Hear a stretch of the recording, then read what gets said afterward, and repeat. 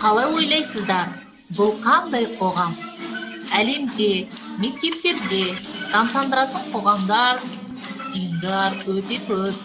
Сәл ойланып шіркін, мынандай ізденімпаз қоғамдық ұйым бар мектепте білім алған оқушыда арман бар ма дейсіз ғой? Солай шығар.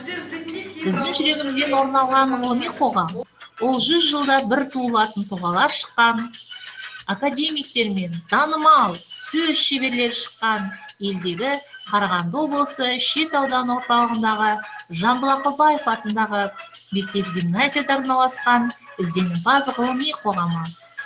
Мектептегі керемет ізденімпаздар жиналған, рухани жаңғырған, бірлігі жарасқан, мақсаты мен міндеті айқындалған, бағыты мен белгісі бар, өзінің ұраны бар, құқығы мен жұмысын ажырата білетін, дарындылар додасындағы жеңімпаздар шығып жүрген, 15 жылдық тарихы бар талай алтын белгі, грант иегерлері шыққан, өз ойын дәлелдей алатын білімділердің қоғамы.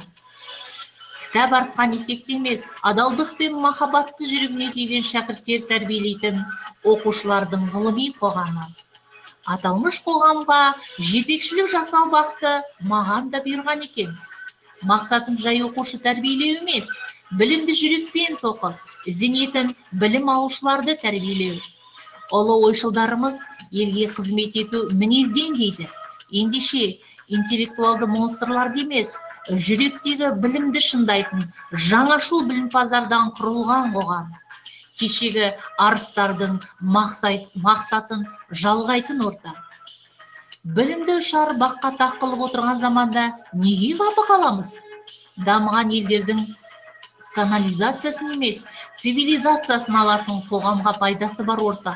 Осы ғылыми қоғам құрылғаннан бері білім алушылардың арасында зерттеу іс-әрекетіне қызығушылықтар артқаны байқалады. Бұған деген оқушылардың ғылыми қоғам әсер етті.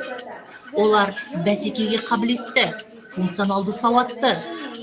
Кеше ғана ең алғаш ғылыми жоба қорғауды осы ұйымнан бастаса, бүгін олар үлкен республикалық, халықаралық байқаулардың жеңімпаздары. Ең бастысы, тіл білімінің негізін салушы Ахметтей ұлы тұлға бабаларының аманат еткен тілін, ділін, тарихын дәріптейтін, таза сөйлейтін, заманауи технологиямен озуды емес, ұлттық құндылықпен, ақыл мен парасатпен озатын ғылыми қоғам. Мен өз жүрегімдегі оқушылар ғылыми қоғамын абайды оқуға, ғылымды игеруге бағыттап жүрген жетекшімін.